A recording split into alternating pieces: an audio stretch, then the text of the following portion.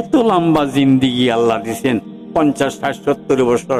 এখন যদি আমি আমার মাওলার কালামকে বিশুদ্ধভাবে তিলাওয়াত করতে না পারি, তা আমার মতো পুরা কাফালিয়া আল্লাহর জমিনে আরো আছে।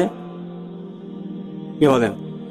যিনি আমার মাওলা, যিনি আমার খালিক ও মালিক, আমার রাজ্জাক, যার হাতে আমার হায়াত মওত, ইহলৌকিক পরলৌকিক সকল শোকের যিনি মালিক, এই মাওলা কালামের পবিত্র কালাম, আসমানের নিচে জমিনের উপর আল্লাহর কালামের চেয়ে মহামূল্যবান কিতাব আর নাই। এই জন্য আমরা পাপী তাপীদের জন্য আল্লাহর কোরআন তাড়াতাড়ি শিখে নিব। ঠিক বলেন ইনশাআল্লাহ। হাদিসে আল্লাহর নবী বলেন সাল্লাল্লাহু আলাইহি ওয়াসাল্লাম, আফজালুজ যিকর তিলাওয়াতুল কোরআন। উত্তম জিকির হইল আল্লাহর কালামের তিলাওয়াত। তিলাওয়াত করব তো আমরা ইনশাআল্লাহ। আগে আমাদের মুরব্বীরা সকালে শেষ 7 থেকে কোরআন শরীফ পড়া শুরু করতেন, ফজরের পরে সবাই কোরআন শরীফ তিলাওয়াত করতেন।